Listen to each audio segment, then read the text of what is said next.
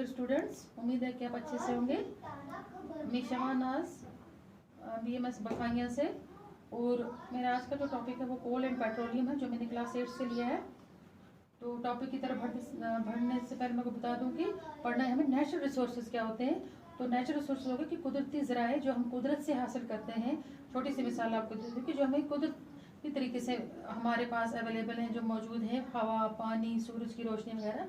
और इसमें एक और चीज़ समझाने के लिए बता दूं कि आर्टिफिशियल रिसोर्सेज वो होते हैं जो मेन मेड अपने लिए इंसान बनाता है, अपनी सहूलियत के लिए बनाता है, तो उसे हम आर्टिफिशियल कहते हैं। तो यहाँ हम बात कर रहे हैं नेचुरल रिसोर्सेज की।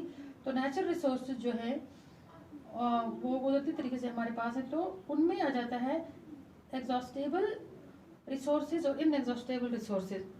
तो एग्जॉस्टेबल रिसोर्सेज में जैसे हम पढ़ेंगे कोल और पेट्रोलियम के बारे में, और इनएग्जॉस्टेबल में आ जाता है जैसे सन, वाटर, एयर, सूरज है, पानी है, हवा है। तो ये सारे इनएग्जॉस्टेबल रिसोर्सेज में आ जाते हैं।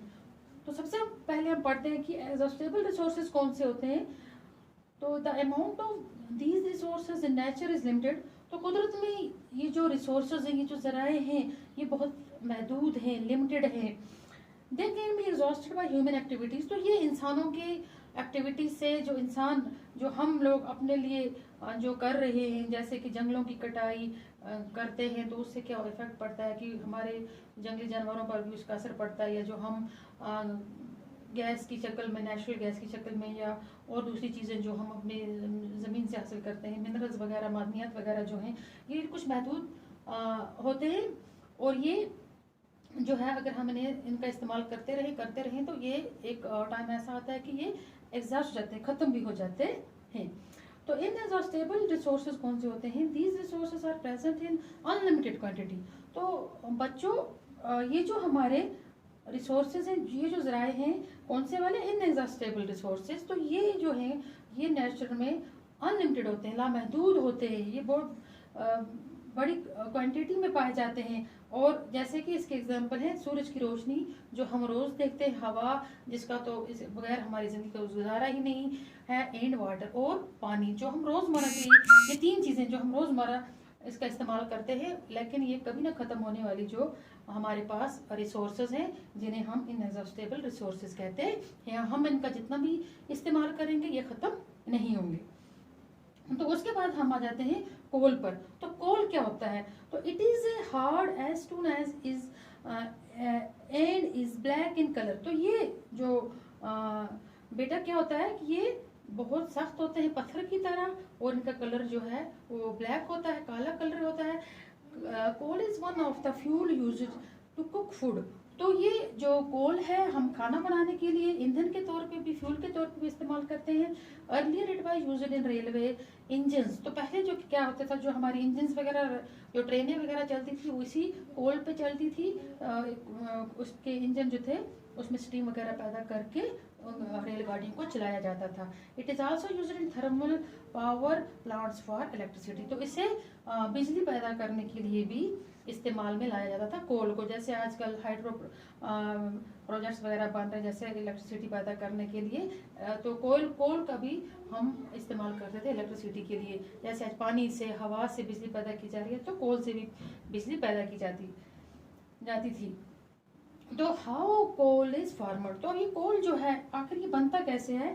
तो it is said that 300 million years ago, कोई 3,100 साल पहले की बात है, ड्यू टू नेचुरल कैलामिटीज। तो जैसे कि क्या होता है कि कुदरती आफत आ जाती हैं, कभी ऐसा हो जाता है कि जैसे लाइक फ्लडिंग, अचानक से क्या हो जाता है कि सैलाब आ जाता है, वोल्केनो इरप्शंस, तो कहीं आतिशफशां पहाड़ फट जाते हैं, इन अर्थक्वेक्स, और ज़लज़ले वगैरह, भूकंप वगैरह आ जाते हैं। तो क्या होता है कि जो हमारे डेंस फॉरेस्ट, जो घने जंगल होते हैं, गॉट बरीड अंडर सॉइल। तो ये जमीन के अंदर बरीड हो जाते हैं, दफन हो जाते हैं, इन एब्सेंस ऑफ ऑक्सीजन, जहाँ पर इनको ऑक्सीजन नहीं पहुँचती, due to high pressure and temperature. तो वहाँ जाके जब ये जमीन के अंदर दब जाते हैं, दफन हो जाते हैं, तो वहाँ का जो प्रेशर इनके ऊपर बहुत ज़्यादा दबाव बन जाता है, और टेम्परेचर जो है, दर्जे हरारत भी ज़्यादा होता है।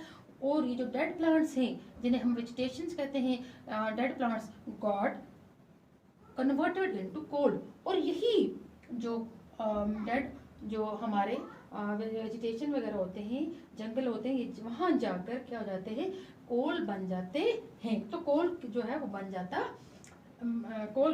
बट ये जो एक प्रोसेस है में हजारों साल लग जाते हैं जिससे कि ये बनता है। तो उसके बाद ये जो प्रोसेस है ये बहुत स्लो प्रोसेस है, इसमें बहुत टाइम लगता है। इस प्रोसेस को हम कार्बोनेशन कहते हैं। The slow process of conversion of dead vegetation into coal is called carbonization. यही जो आस्ता आस्ता जो अमल होता है, हजारों साल लग जाते हैं। तो इसीलिए हम कोल को एग्जॉस्टेबल भी कहते हैं, क्योंकि अगर हम इसको निकालते रहें तो दोबारा बनने में कोल को हजारों साल लग सकते हैं। तो फिर ये जो इसके प्रोडक्ट्स जो है, हम इससे बहुत से प्रोडक्ट्स हासिल करते हैं कोल से, जैसे कोक है, कोल तार है, कोल गैस है। तो कोल तार का पता ही आपको, जो हम रोड वगैरह के लिए हमें यूज करते हैं रोडों के लिए, तो मेटलिंग वगैरह के लिए। तो आज क्या होता है कि यूज ज्यादा किया जाता था, अब क्या है कि ब्यूटामिन इसकी कोल तार की जगह अब ब्यूटामिन का जो है यूज किया जाता है। किसके लिए? For melting the roads, road को मेल्ट करने के लिए। ये पेट्रोलियम से प्रोडक्ट हासिल करते हैं। तो उसके बाद आता है हाउ पेट्रोलियम इज फॉर्मड। तो कोल का हमने देखा कि कैसे ये बनता है। तो अब पेट्रोलियम दूसरा जो हमारे पास है पेट्रोलियम, तो पेट्रोलियम ये भी एक नेचुरल रिसोर्स है, और ये कैसे बनता है, फॉर्मड होता है। तो कहते हैं कि petroleum was formed from organism living in सी।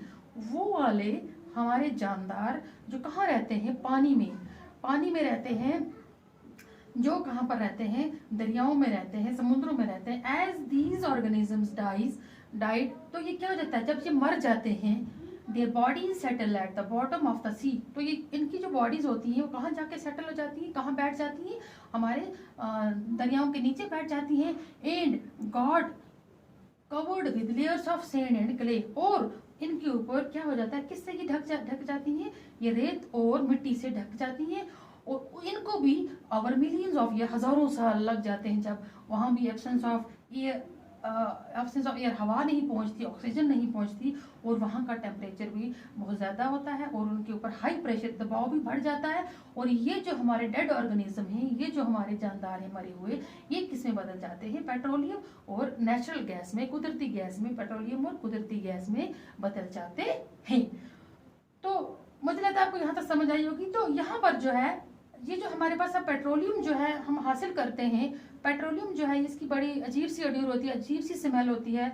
तो और भी इसमें बहुत सारी चीज़ें मिक्स होती हैं। तो हम इसे, जैसे हम इसे निकालते हैं अपनी ज़मीन से, उसी तरीके से हम इस्तेमाल इसे नहीं कर सकते। इसमें बहुत सारे कंस्टिट्यूशंस होते हैं और फ्रैक्शंस होते हैं, जो हम पेट्रोलियम को किसके ज़रिए निकालते हैं, रिफाइनिंग के जरिए अलग करके प्योर जो है इसको पेट्रोलियम को प्योर फॉर्म में हासिल करते हैं।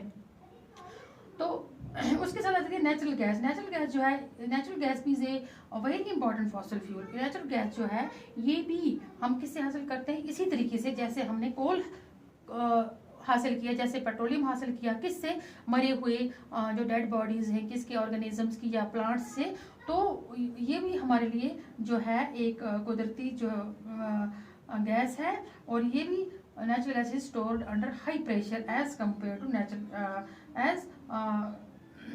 High pressure. तो कंप्रेसर ये भी इसी तरीके से बनता है। और जैसे फिर ये किस में, जैसे नेचुरल गैस हम हासिल करते हैं सीएनजी किस लिए, इसका फुल फॉर्म है कंप्रेसर नेचुरल गैस। और CNG is used for power generation, इसको भी हम पावर जनरेशन बिजली वगैरह बनाने के भी इस्तेमाल करते हैं। It is now being used as a fuel for transport vehicle. तो हम इसे गाड़ियों में भी इस्तेमाल करते हैं गाड़ी चलाने के लिए, because it is less polluting, क्योंकि ये बहुत ज़्यादा आलूदगी नहीं फैलाती, इससे पोल्यूशन बहुत कम होता है। तो आजकल जो है हम इसी का इस्तेमाल करते हैं, और it is a cleaner fuel, और ये एक बहुत सफाई वाला ईंधन है। तो बच्चों मैंने लेसन बहुत बड़ा है, लेकिन मैं बहुत शॉर्ट में समझाने की कोशिश की। और आप इसे अच्छे से देखें, अपने नोटबुक पे इसको नोट करें, और आपके कुछ जो आंसर्स हैं उनका, कुछ जो क्वेश्चन हैं उनके आंसर इन्हीं में से हैं।